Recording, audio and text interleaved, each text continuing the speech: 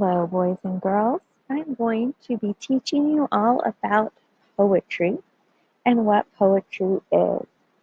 This is the reading lesson for the week of May 26th through the 29th.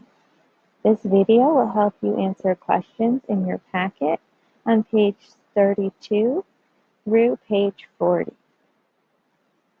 By the end of this video, you will be able to recount poems by knowing its parts and explaining how the poet connects his ideas.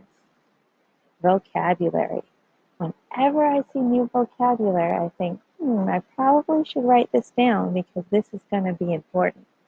These 3 words are words that you need to use when you are talking about poetry. Okay, so you might want to pause the video and write these words down and what they mean. The first word is verses. The lines that make up a poem are called verses. Stanza. Stanza is a group of verses. So when I have a group of lines together, they make up a stanza. Speaker. The speaker is the person who talks to the reader in the poem. Okay? So you might be thinking to yourself, well, what is a poem? How is a poem different from other types of writing? Well, a poem usually has these 4 features in it. The first one is poems tend to be very language rich. That means they choose their words very carefully to help with meaning, sound, and rhythm. Typically, poems are not as long or detailed as other types of writing, so they have to make sure that they choose their words carefully. There are some longer poems, but most of the time, the author or the poet has to be very, very specific in his or her word choice. So they might also include sensory words, words that are added to help the readers visualize or make a picture in their head. They might add words about how things smell, how they taste, what things look like, a lot of describing words or adjectives. Verses. So the lines or the verses, they may rhyme or they may not rhyme. Some kids think that all poems rhyme, but that's not true. They may be in complete sentences or they may not be complete sentences. So each line might not end with a period because it might just be one word or a couple of words, a phrase. Stanzas, they're like the paragraphs that we normally see, and they separate the ideas. Okay, so we're going to start off with a familiar poem that I'm sure you've heard before. Jack and Jill went up a hill to fetch a pail of water. Jack fell down and broke his crown, and Jill came tumbling after. Up Jack got, and home did trot as fast as he could caper, and went to bed and plastered his head with vinegar and brown paper. Okay, so if we look here at each of these stanzas, the first question says, how many verses or lines are in this poem? So I'm going to count 1, 2, 3, 4, 5, 6, 7, 8, 9, 10, 11, 12, 13. There are 13 lines in this poem, or 13 verses. Now I'm going to count how many stanzas. Remember that stanzas are a group of lines or verses. I can see that right here is a group of lines. So this would be my first stanza, stanza 1. Down here, I have another group of verses or lines. So this would be my second stanza. This would be stanza 2. Okay? The first stanza has how many lines in it? Did you say 6? Because if you did, you are correct. The second stanza has how many lines in it? Did you say 7? That is correct. And we know that 6 plus 7 is 13. And that's how many verses or lines are in the whole poem. Okay, who is speaking in this poem? Well, they're using the characters' names, Jack and Jill. It's not saying me and my sister or my sister and I. It's not talking about the view of a pail. So the speaker is actually somebody who is just telling the story to a reader. Okay, they're like a narrator telling the story to us. Okay, so let's think about what's happening in the poem. So first, who is in the poem? Right, Jack and Jill are in the poem. And what did they do? They went up the hill. Why did they go up a hill? They wanted to get some water. And then what happened when they were at the top of the hill? They fell. So first Jack fell, and then Jill fell. After Jill and Jack fell, Jack got up, and where did he go? He went home. And when he got home, what did he do? He went to bed, and he tried to fix his head or his crown by using what? Vinegar and brown paper. Good. Okay, so when I'm thinking about this poem, I'm going to start with the beginning, and I'm going to tell what is happening, because this poem is like a story. This poem is telling me a story. So Jack and Jill were going to get some water up the hill. First Jack fell and hurt his head, and then Jill came down and hurt her head. So Jack got up and went home to bed and made sure he tried to fix his head with vinegar and brown paper. Okay, so this poem is sort of an easier poem that maybe you guys heard when you were younger. Okay, now we're going to go onto a poem that's just a little bit more difficult. This poem is called Bed in Summer, and I'm going to move this over to this side so we can see the questions. Bed in Summer. This is by Robert Louis Stevenson. In winter, I get up at night and dress by yellow candlelight. In summer, quite the other way, I have to go to bed by day. I have to go to bed and see the birds still hopping on the tree, or hear the grown-ups people's feet still going past me in the street. And does it not seem hard to you when all the sky is clear and blue, and I should so much like to play, to have to go to bed by day? Okay, so if we notice this poem, at the end of each verse, there is not always a period. This verse doesn't end with a period. This one does. This one ends with a comma. This one ends with punctuation. But these two don't have punctuation at the end. Right? It just depends on how the poet wants you to read it. And this poet wants you to know that this is one whole sentence. And so they didn't put a period until the end. Okay? So something that I want to know is I want to know how many verses or lines are in this poem. This time we're going to do it a tad bit differently. I'm going to actually look for my stanzas first. And I have one stanza. And then I have another stanza. Beep, beep, beep, beep. Beep. Yeah. Alrighty then. Whoops. And then I have my last stanza. So in this poem, I have 3 stanzas. How many verses or lines are in each stanza? So I have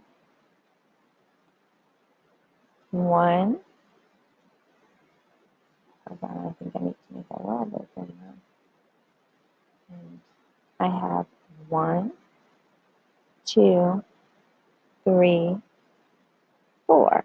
I have 4 lines in each of my stanzas.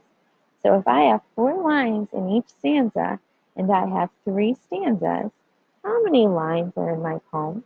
Or how many verses are in my poem?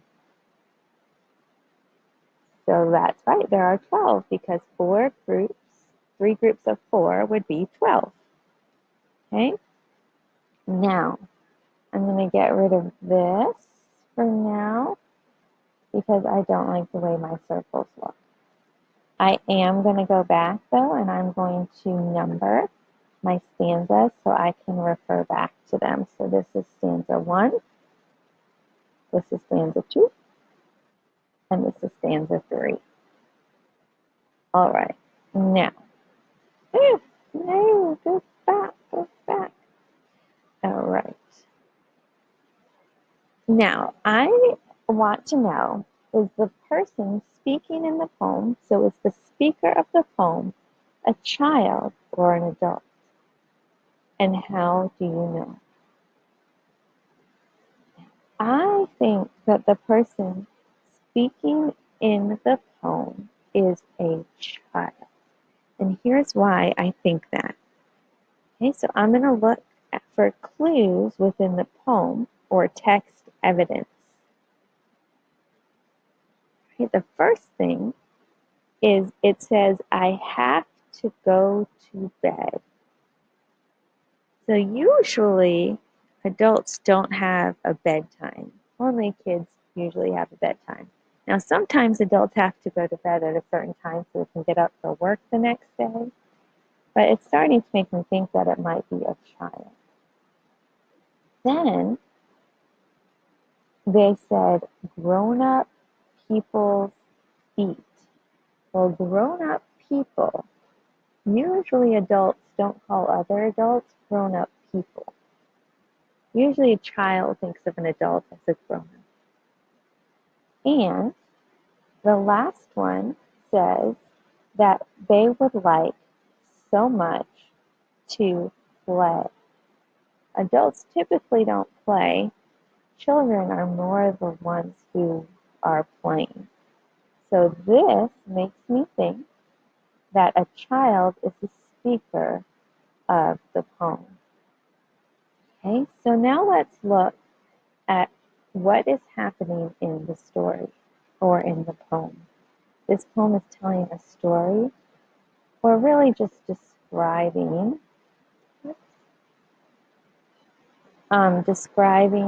the ideas of this child. So let's see. It says, in winter I get up at night and dress by yellow candlelight. Okay, so I think what they're saying is that in the mornings during the winter when they get up, it's still dark out.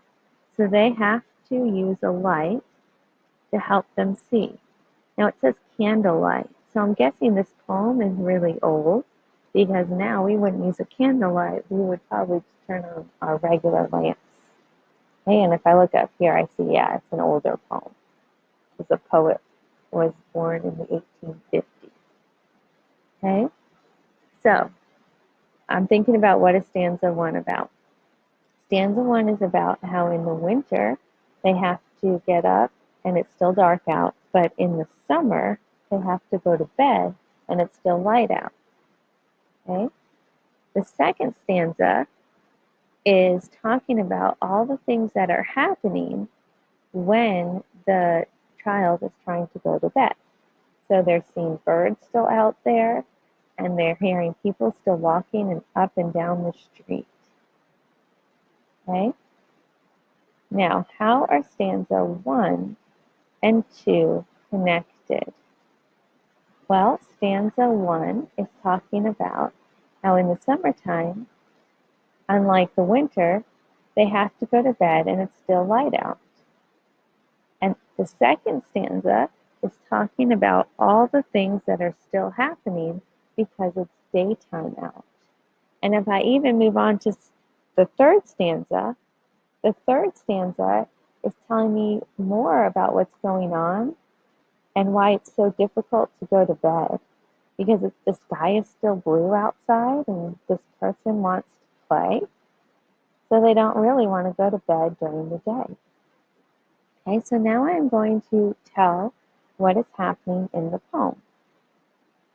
So in the poem, the child is talking about how in summertime they have to go to bed when it's still light outside. And when they're about to go to bed, there's still birds outside playing on the trees, and there's still grown-ups or adults walking down the street. It's still light outside, and the child wants to play, but they can't. They have to go to bed because it's still late out, even though it's light. Okay? So when I am thinking about a poem, I am thinking about the verses and the stanzas, and I'm thinking about who the speaker is, maybe what I know about the speaker. And finally, I'm trying to think about how the stanzas connect and what this is about. Okay? Now, I want to let you know that in your text, in your packet, you will see more questions about the speaker, the verses, and the stanzas. It's also going to ask you to talk about or summarize what each stanza is about. Okay, so you really need to read it carefully and make sure when you're reading it, you're using that rhythm. Okay, we're going to go through this poem real quick. This poem, you notice, only has one stanza. Let's see how many verses there are. 1, 2, 3, 4, 5, 6, 7, 8, 9, 10, 11, 12, 13, 14, 15. Okay, so this is called Theme in Yellow. I spot the hills with yellow falls in autumn. I like the prairie cornfields, orange and tawny gold clusters. And I am called pumpkin. On the last of October, when dusk is falling, children join hands and circle round me, singing ghost songs and love to the harvest moon. I am a jack-o'-lantern with terrible teeth, and the children know I am fooling. Okay, so the first thing that we talked about is that there is one stanza in this poem, and we counted how many verses. So the next thing that I want to know is I want to know who is the speaker. Now, is the speaker a child? No, I don't think the speaker is a child. If I look really close in the poem, at the 5th verse, it says, I am called pumpkins. And down here it says, I am a jack-o'-lantern, which is still a pumpkin that's just carved out. So the speaker of this poem is a pumpkin. Now, what else do we know? It says on the last day of October, and they're singing ghost songs. So what holiday is taking place at the time of this poem? It is Halloween. Okay? It is Halloween. So let's think about if I were going to tell this story or recount this poem, what would I say? I would say that this poem is about a pumpkin who is on top of the hill, and it is Halloween. And during Halloween, the children come and they sing ghost stories, and then they turn the pumpkin into a jack-o'-lantern with terrible teeth. But the kids know that it's not really a seriously scary jack-o'-lantern.